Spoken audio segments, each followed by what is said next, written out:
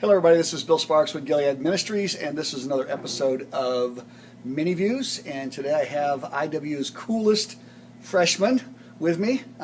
Yeah, pretty good, huh? Yeah. Mr. Elijah Meyer. And Elijah is someone who I wanted to get an opportunity to speak with and do a MiniView with. We talked about it recently when he was at our banquet sharing, and so it was a great time for him to tell his story there. I thought it might be good for him to tell his story to you. So let's just take a minute. Let's visit with Elijah and get some perspective of what his journey through his own illness was like. So Elijah, tell us a little bit about when you were diagnosed and what the disease was that you were diagnosed with, and move from there. So I was diagnosed with adrenoleukodystrophy and hypoadrenocorticism, or ALD, and Addisons Disease. I found out my uncle was not doing very well, and I found out that he had it. So we found out it was genetic disease, and then we ended up testing the whole family, and I was the lucky one who had it. So that's how I found out that I had ALD and Addisons disease. Originally, they started off with this stuff called Lorenzo's oil. They actually made a movie on it back in the, I think it was 1980s. So I tried that stuff, and it didn't help me, but they now are doing more things to help work on that and see if they can correct it. Then I went and found out I could go through a bone marrow transplant, and that is what I did in February of 2009. For the bone marrow transplant, my donor was my younger brother Cyrus, who at that time was actually 5 years old. Wow. What was that process like for the two of you? Was it something that he still remembers to this day, or was it painful? What was it like to go through?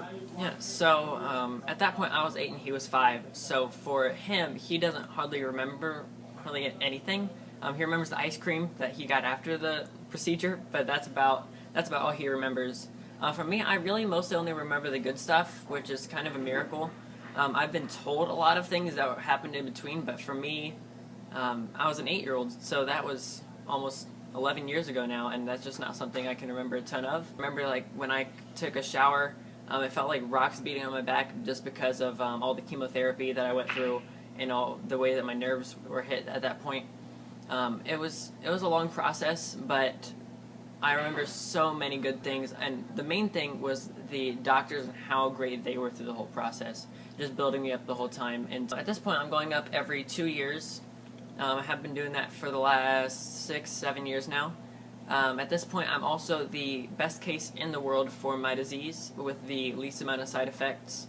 Most people with my disease by age 10 have passed away, or if they made it through the bone marrow transplant, have quite a few side effects because it attacks the nervous system. So it takes out either the sight or feeling or hearing or one of these different things, and it slowly just takes out each one after another. But I caught it early enough that I didn't have that happen to me.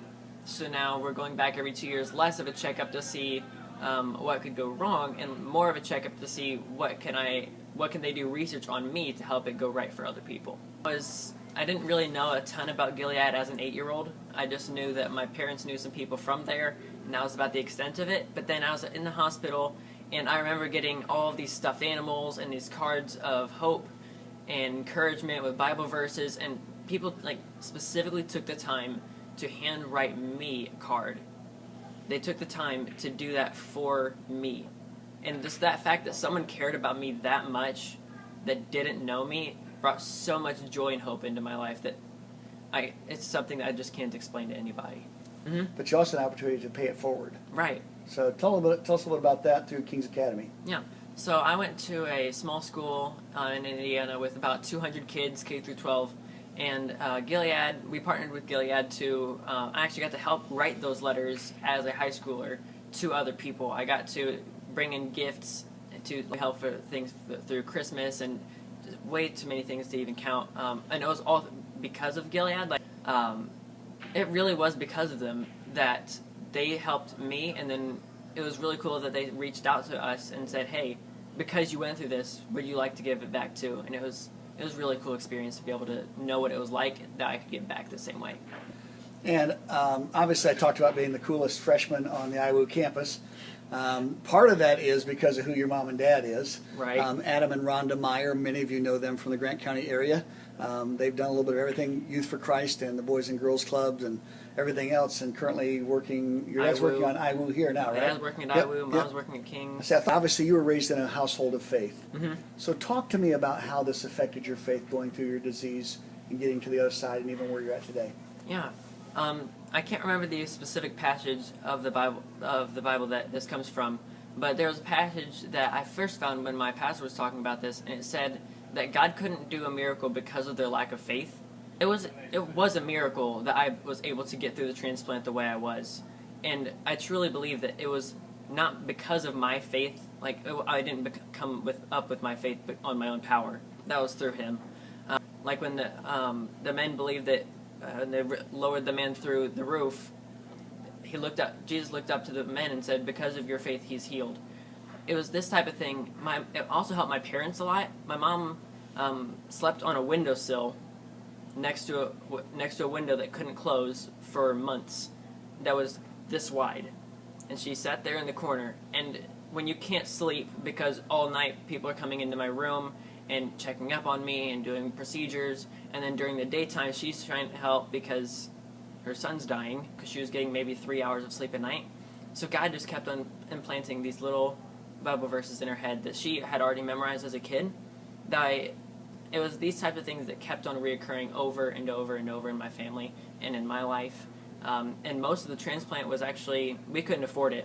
And our church, and friends and family helped pay for the bone marrow transplant. So by the time we got out of it, we had hardly any debt at all. You're a freshman at IWU. What are you studying? I am a double major in PE and health education and psychology to hopefully become a psychology teacher either at the high school level or possibly to become a college prof. Cool. All right. Thank you, everybody. Thank you, Elijah, for your time today. Yeah, no problem. Thanks for joining us for this episode of MiniViews.